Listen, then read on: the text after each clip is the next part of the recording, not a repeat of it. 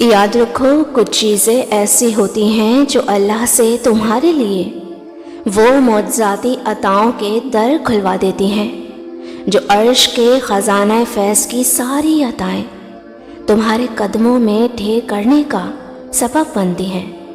تو سنو، وہ اول و آخر تمام غیبی اختیارات کا مالک جس چیز کا حکم دیتا ہے وہ ہو کر ہی رہتی ہے، اور اس کی قدرت سے کوئی چیز بعید نہیں۔ وہ جب چاہے تمہارے لیے معجزاتی عطاؤں کا ظہور کر دے۔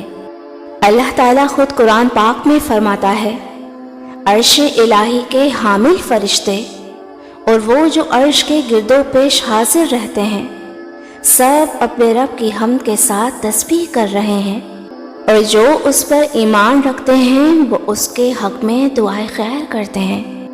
جان رکھو، یہ خدا کی خدائی کا ہی کرشمہ ہے جو تمہاری فطرت کی ہر مانگ پوری کر کے تمہاری ہر لمحہ خبر گیری کر رہا ہے۔ وہ جب چاہے زمین و آسمان کی بے حد و حساب قوتوں کو تمہارے لیے سازگار بنا کر تمہارے اس اضطراب کو سکون میں بدل دے۔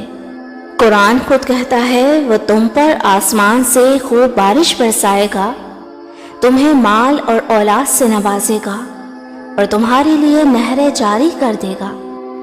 جانتے ہو وہ کون سی ایسی خاص چیزیں ہیں جو تمہاری زندگی کی ہر بے سکونی کو معجزاتی سکون میں بدلنے کا باعث بنتی ہیں، کہ جب تم اپنے اندر کی پوشیدہ قوتوں اور اپنے اندر مچلتے ہر طوفان کو خود میں تھام کر دعا کی طاقت سے جڑ جاتے ہو اور اپنی شدتوں کو خود میں اس طرح قید کر لیتے ہو کہ معاملہ صرف اللہ کا رہ جائے، تو سمجھ لو کہ وہ مہربان تمہاری حساس طبیعت کو عن قریب معجزات کے محسوسات سے بھرنے ہی والا ہے۔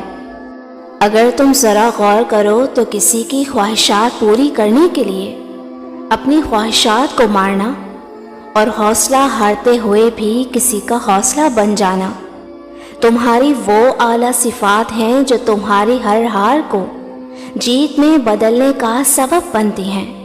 اور یاد رکھو کہ معجزوں کا ظہور تو ہوتا ہی ان کے لیے ہے جو بات کے اندر کی بات کو سمجھ کر ذات کے اندر کی ذات سے جڑ جاتے ہیں، اور یہی وہ لوگ ہیں جو خواہشات پر مقصد کو مقدم رکھتے ہیں، تو وہ مہربان معجزات ان کے قدموں میں ڈھیر کر دیتا ہے۔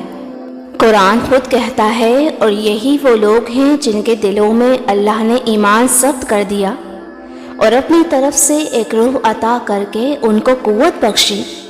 اللہ ان سے راضی ہوا اور وہ اللہ سے راضی ہوئے۔ اور اگر تم اپنی زندگی میں معجزاتی عطاؤں کے انتظار میں ہو تو یاد رکھو کہ عرش الہی کا ہر بند دروازہ توبہ کی چابی سے ہی کھلتا ہے۔ تو اگر آج تمہاری کوئی غلط روش کی اذیت توبہ کی طلب میں بدل گئی ہے تو جان لو کہ توبہ کی یہی طلب تمہیں پستی سے نکال کر وہ معجزاتی بلندی عطا کرے گی جو تمہاری زندگی کو بیش بہا خوشیوں سے بھر دیں گی۔ یاد رکھو، جب تم معصیتوں سے بچنے کی کوشش میں کوئی نقصان بھی اٹھاتے ہو تو فی الواقعہ کسی بڑے فائدے کے مستحق ہو جاتے ہو۔ اللہ تعالیٰ خود قرآن پاک میں فرماتا ہے، اے نبی صلی اللہ علیہ وسلم، میرے ان بندوں سے کہہ دو جنہوں نے اپنی جانوں پر ظلم کیا وہ اللہ کی رحمت سے مایوس نہ ہوں، اور اگر تم اللہ سے محبت رکھتے ہو تو میری راہ پر چلو، اللہ بھی تم سے محبت کرے گا اور تمہارے گناہ معاف کر دے گا۔ بے شک معجزے کرنا میرے رب کی شان ہے، تو تم بھی یہ یقین رکھو کہ وہ قادر مطلق جب چاہے تمہارے غموں کو معجزاتی خوشیوں میں بدل دے۔